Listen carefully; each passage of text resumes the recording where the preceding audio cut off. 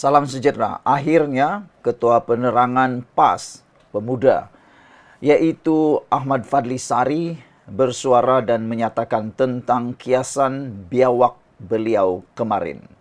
Tapi satu perkara yang paling mengejutkan kita ialah betapa DAP itu tidak pernah henti diratib oleh PAS dan Perikatan Nasional. Meskipun perkara tentang Himpunan Solidariti Najib tiada kaitan dengan DAP, tiba-tiba pula Fadli Syari ini menyebut juga tentang DAP. Begitu juga Tuan Ibrahim Tuan Man kemarin, tak pasal-pasal DAP pula diratib.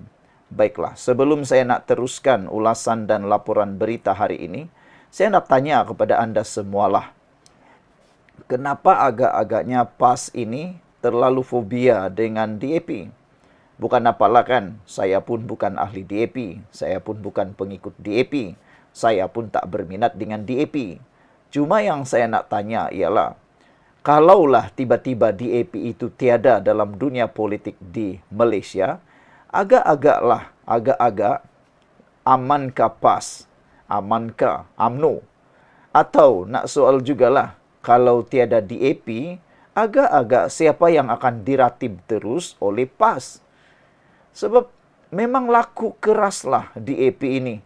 Walaupun tiada kaitan, walaupun tiada apa-apa, walaupun tiada kena-mengena, tetap diratib juga. Entahlah apa pula kaitannya DAP dengan Himpunan Solidariti Najib itu.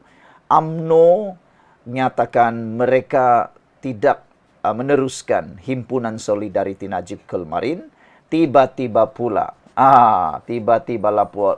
Tuan Ibrahim Tuan Man kata UMNO tidak meneruskan himpunan tersebut kerana batuk DAP.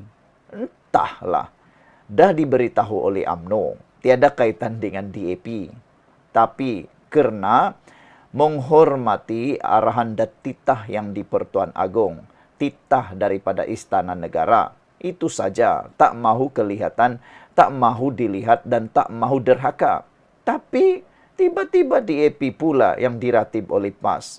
Memang lakulah DAP ini, kata AKJ. Saya bacakan kepada anda satu komen netizen di ruangan Malaysia Kini apabila Ahmad Fadli Sari menyatakan beliau kesal apabila Amanah melaporkan polis dan menggunakan gambarnya yang kurang handsome. Di dalam penjelasan terkini Ahmad Fadli Sari itu, beliau menyatakan tentang DAP pula.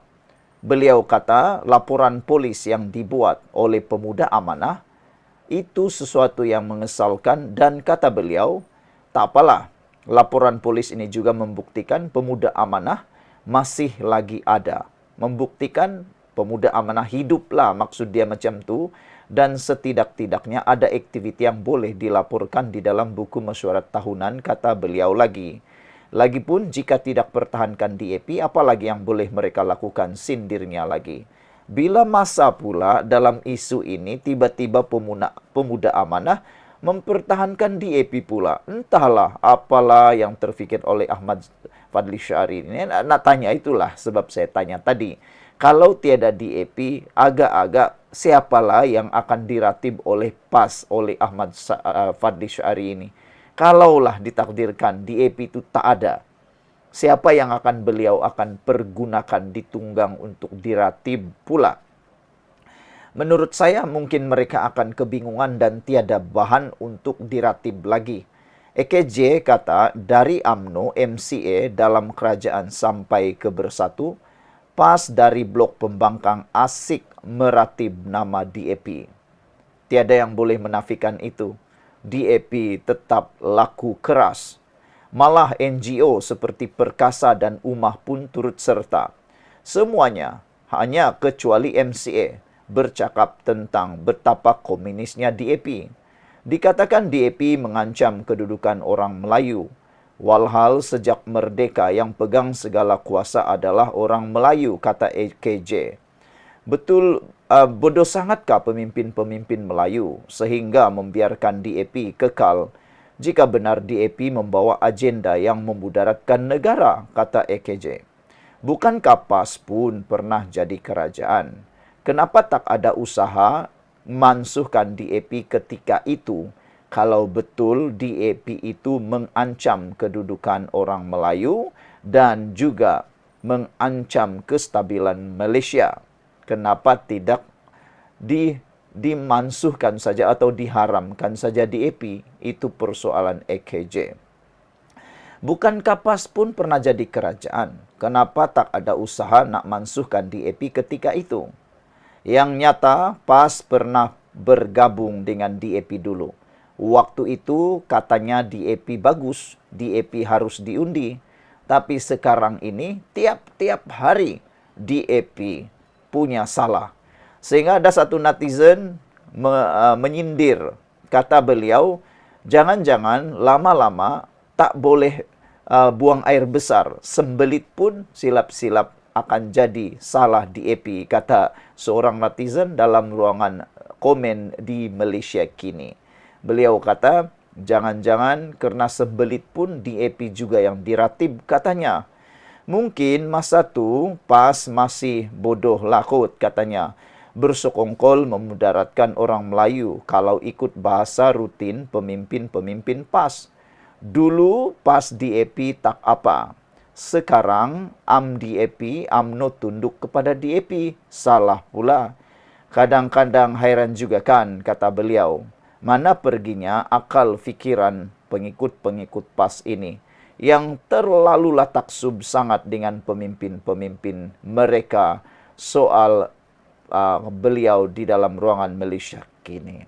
Saudara-saudara sekalian, hari ini akhirnya Fadli Saari bersuara berkait dengan hantaran beliau tentang ayam betina dan juga biawak.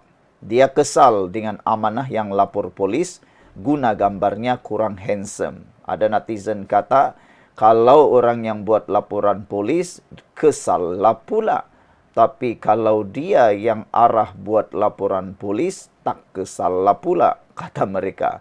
Ketua Penerangan PAS Ahmad Fadli Saari kesal dengan tindakan pemuda amanah ingin membuat laporan polis terhadapnya berhubung satu hantaran di media sosial yang didakwa menghina institusi raja. Dalam satu hantaran di Facebook, Ahmad Fadli secara berseluruh berkata, pemuda amanah juga menggunakan gambarnya yang kurang kacak dalam poster untuk memaklumkan mengenai laporan polis berkenan. Sepatutnya jika mau diletakkan gambar saya, katanya, pilihlah gambar yang sesuai dan dalam keadaan bersedia. Langkah itu kurang profesional, katanya lagi. Kekesalan kedua Ahmad Fadli Saari ialah apabila cubaan mengaitkan nama yang di-Pertuan Agong Sultan Ibrahim Sultan Iskandar dalam isu berkenan. Padahal katanya, secara jelas tidak ada mana-mana bahagian di dalam titah baginda yang melarang himpunan 6 Januari, kata beliau lagi.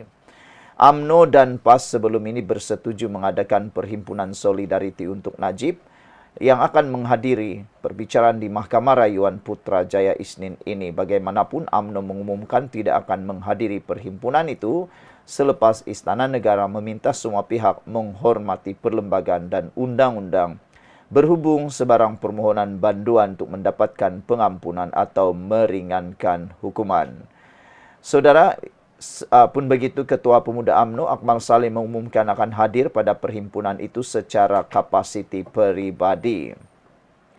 Susulan itu, Ketua Pemuda Amanah Nasional Muhammad Asbi Muda pula mengarahkan ahlinya di seluruh negara membuat laporan polis terhadap Ahmad Fadli atas dakwaan menghina institusi diraja apabila menghantar disangka jantan berkokok nyaring rupanya ayam betina bertelur sebiji disergah biawak di Gadai Reban, kata beliau.